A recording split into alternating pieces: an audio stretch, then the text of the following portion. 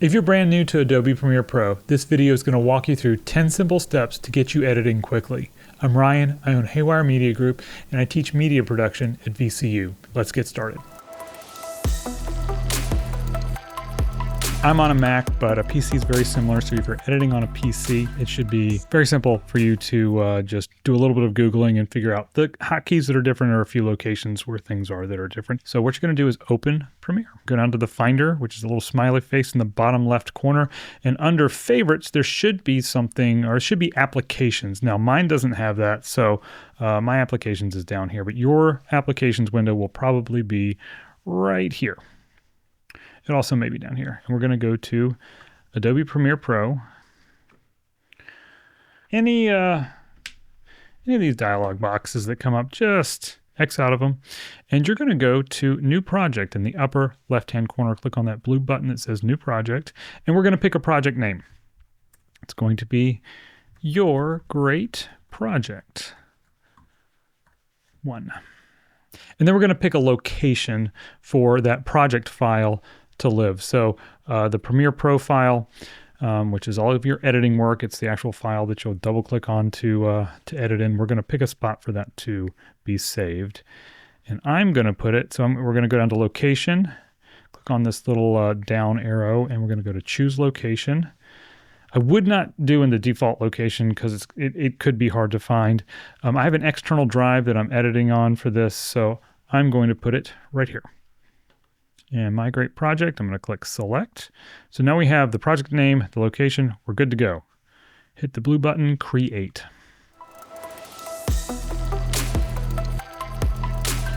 All right, now first thing that's going to pop up is this Import Media window. Skip it. We don't want to do that.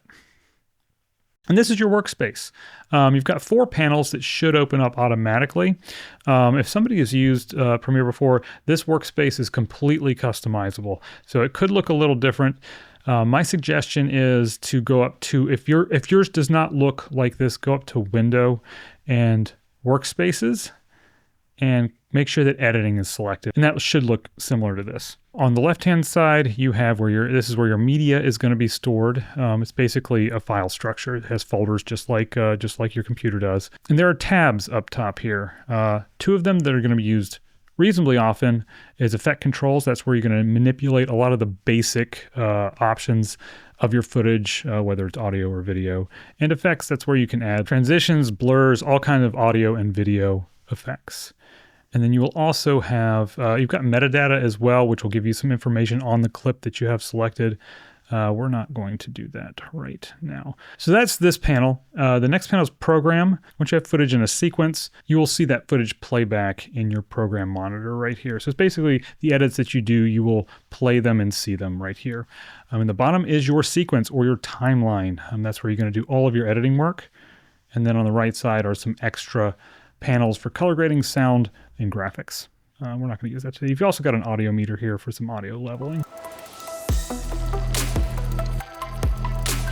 So the first thing we're going to do is do a little bit of organization. I'm going to create 3 folders, or bins as they're called in Premiere. Bin 1 I'm going to name Interview. Bin 2 I'm going to name B-roll. If you want to rename these, you can just click on the name just once. Make sure the bin is selected. You'll know it's selected if it has a blue box around it, and then click on the name, and then you can just rename it. And then the final one's going to be Music. Great. Then I'm going to double click on Interview, and let's import some footage. To do that, you can either go to your Finder, find where your footage is, which for me it's going to be right here in the FX9 folder, and literally drag it into the folder. Or you can go to File, Import, and then, I've already navigated there, but navigate to where that footage is and click on Import. Now your footage is in your folder. So let's back out. You can hit this little, I don't know what that button's called, but it's going to send you back to the folder you were just in. So now we see our interview. It has 1 item in it. It has the interview in it. And then let's import some B-roll. Double click on that. We're going to go to File, Import, and let's navigate to the B-roll folder. Import. All this nice B-roll is now imported. And then we're going to back out. All right, now let's go to music, and we're going to import our music file. Actually, this one I'm just going to drag and drop. We're going to go, I have some music right here, drag it in there in music. You will notice for video, you're going to see a thumbnail of the actual video clip. And for music, you're just going to see this little waveform icon.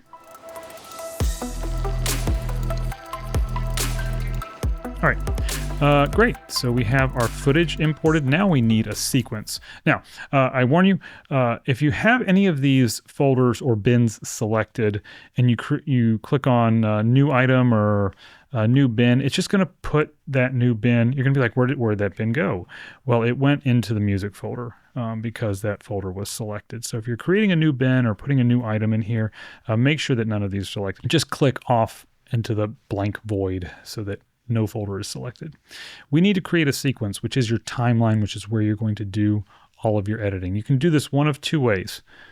You can click and drag the interview, which is usually what I do, and it's just going to copy the settings of the video file that you drag onto the timeline or into the sequence. Now, sometimes you might not want to do that. For example, maybe you filmed in 4K and you want to edit in just standard HD, so you would set your timeline to 1080.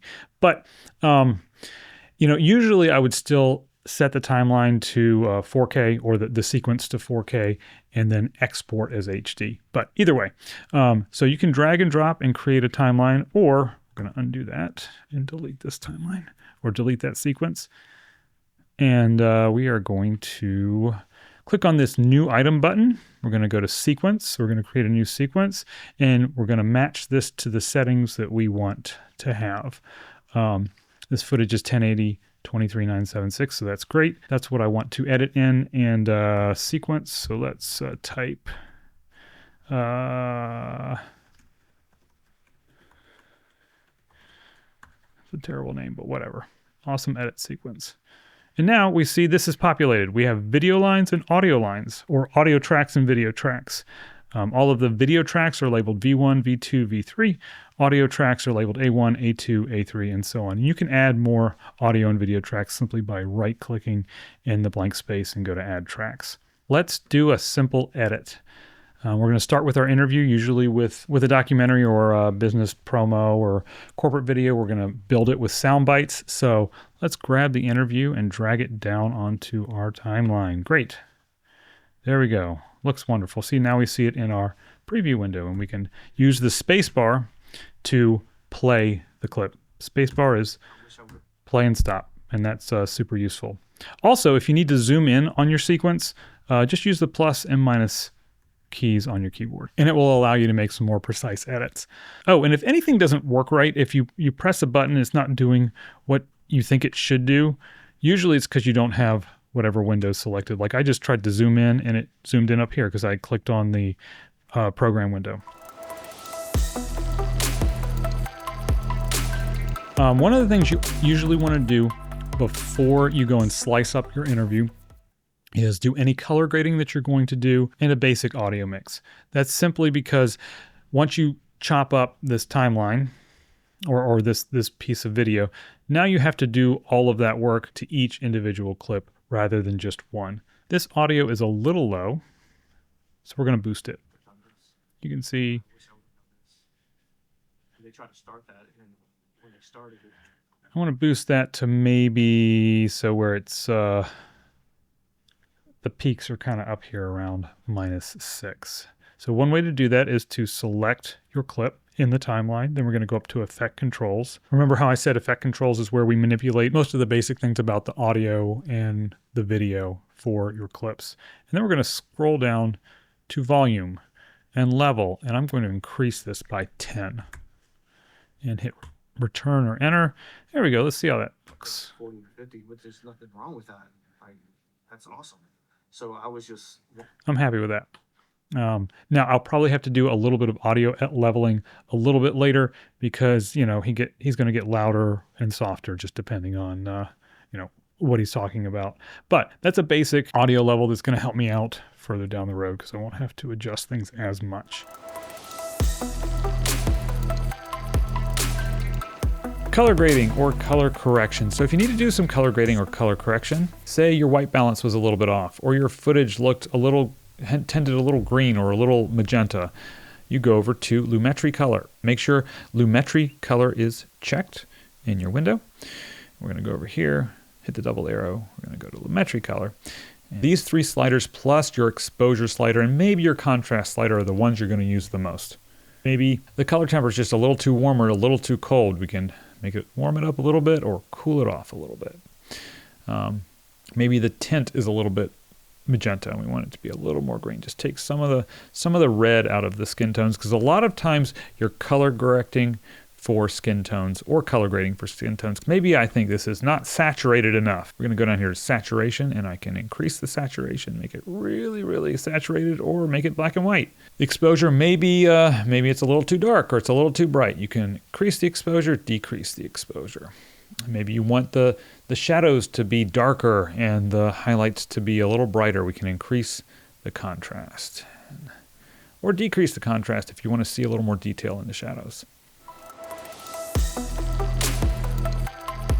Now we're ready to do some basic cuts. There are 2 primary tools that you're going to use to do that. One on the left side here is the selection tool. The hotkey for that is V, as you can see right there.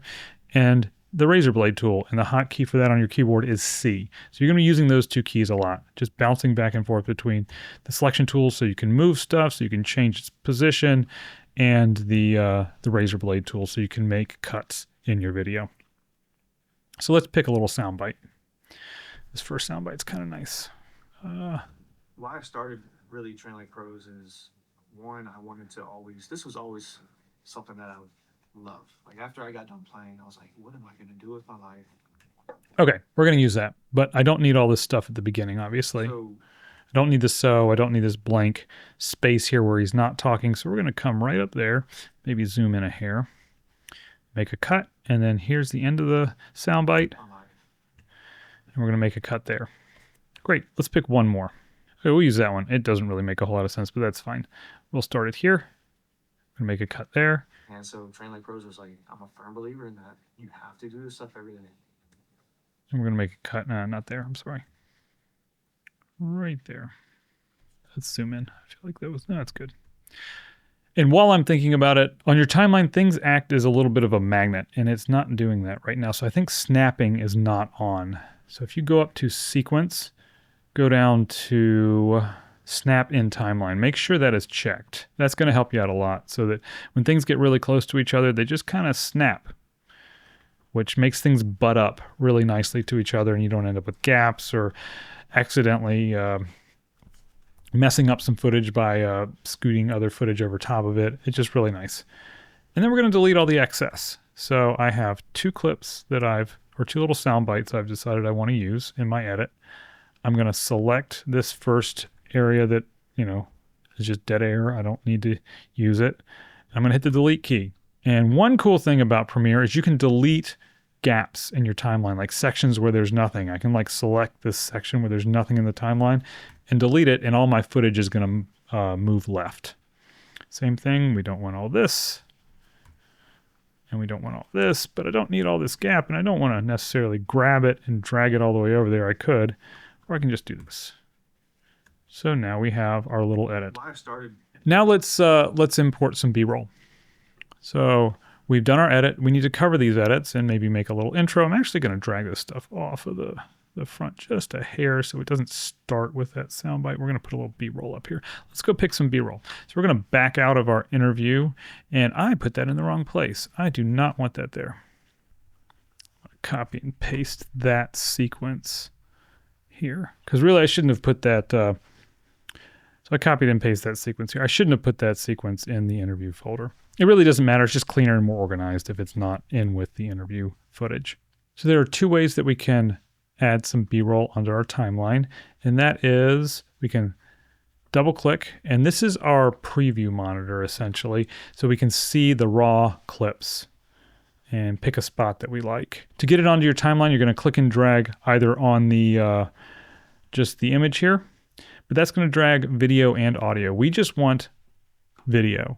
So you can drag video only on that little film strip. Now this is going to drag the entire clip, and then you can hit C and use your razor blade tool to slice it up to the parts that you want. Another way to do this, and this is the way I recommend, is to grab your little playhead here and pick a nice little spot. And we're going to click this little mark in button. And then we're going to pick where we want the footage to end and the mark out button. Now, when I drag it down to the timeline, it's only going to drag this little part. Great. That's actually a little much.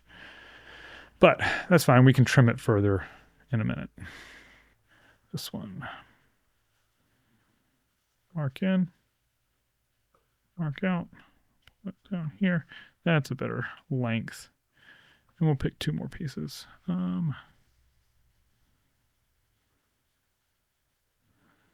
Maybe right here.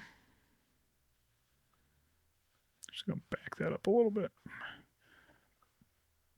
Oh, that's really short. Well, we'll figure something out. And then one more.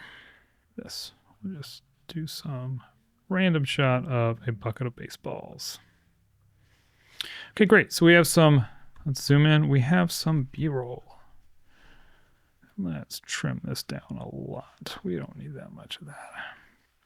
Now, we can cover up these edits with this B-roll. And you're going to drag the B-roll on top of your interview.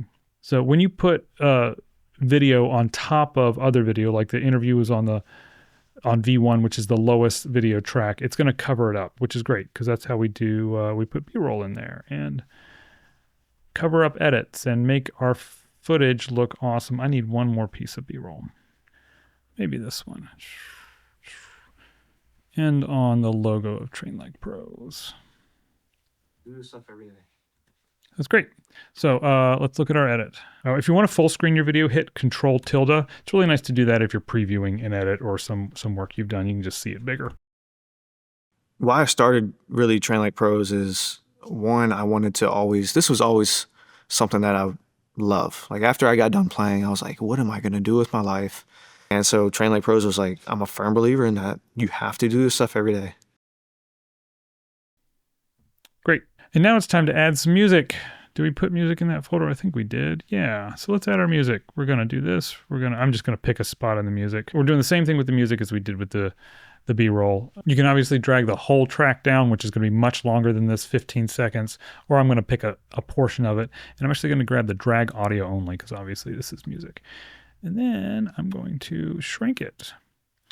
And if you want to expand or shrink a clip on the timeline, you just go to the edge of it and you'll see this little red bracket with an arrow, and you can make it bigger or smaller as long as there's video there to do that with. Now, we've got our music, we've got our interview audio, we've got our interview video, and we've got our B-roll. Let's play it and see what happens. Why I started really Train Like Pros. So obviously that is way too loud. So let's go select our music. We're going to go up to Effect Controls. We're going to go down to Volume, and we're going to put -30. We're going to make it really quiet because we got to be able to hear our interview. Why I started really Train Like Pros is, one, I wanted to always, this was always something that I love. Like after I got done playing, I was like, what am I going to do with my life?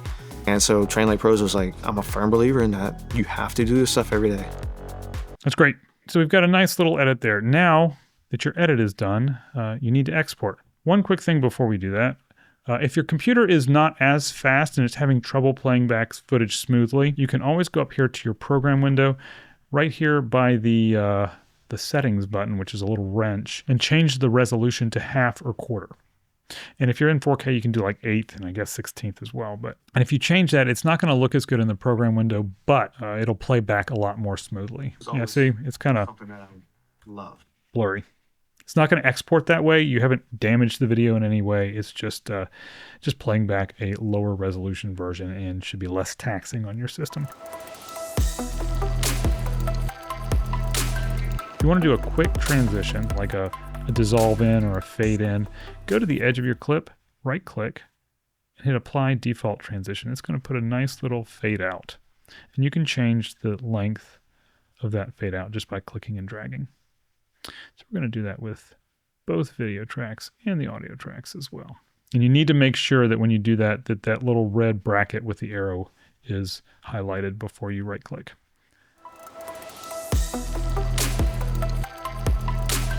Now we're going to export because obviously we've made our edit and we need to make it into a video file. So we're going to go up to the top, click on export. And we're going to change some settings. You're going to change the name to whatever you want the file name to be. I'm going to leave it as the project name or the sequence name. And then we're going to pick a location. This is defaulted to the drive which the footage is on. And you'll notice on this drive, our project file is saved on this drive, where we told it to be saved earlier. So if you want to go back to this, maybe you want to edit it some more later, and you've closed Premiere, you just navigate to that location and double click on this file. There's also an autosave folder so that if Premiere crashes, which it will from time to time, you can hopefully recover most of it. Now what I'm going to do is I'm going to click on New Folder, and I'm going to create an export folder. I think it's nice and tidy to have an export folder where all of your exports go. And I put a 1 at the end. I always like to have a 1 at the end so that I know which export it is. Often you'll export and then you'll need to make an adjustment. So if I did another export where I changed the edit a little bit, it would become Awesome Editing Sequence 2. File format MP4, that is a great format to save in. H.264 is great. It's a nice and easy to play format. And so we're going to leave it at 1080p. You can also change it to match the source, which is going to export to whatever your footage or your timeline. So we're going to leave it at 1080p HD. You would just select whatever resolution you want to export in. Now, one thing, we're going to go back to our edit. Sometimes you might have some B-roll or something that you hadn't decided on, or you've got some extra interview sound bites that you were going to use, and you just kind of pushed them off further down the timeline. If you go to your export tab and you just click export, it's going to export the entire timeline and all of this extraneous stuff because it doesn't know what you want to export and what you don't. We have to tell it exactly what part to export. We do that by going to the very end of your edit. You're going to go up to markers and go and mark out. So now our sequence has an in, and if this was say down here somewhere, you would have to mark in and mark out. But since we're at the beginning of our timeline, that's where our edit starts, we can just mark out. So the in starts at the beginning of the timeline automatically, and the out is at the end of our edit. Now we're going to go back to export, and we're going to change the range, not to entire source because that would export the entire sequence. I'm going to change it to source in and out. And then we're going to click export, and we're going to wait. And then this blue box should pop up when the export is finished, and then you can navigate to your export folder, and there's your awesome edit. Why I started really training like pros is, one, I wanted to always... That's it.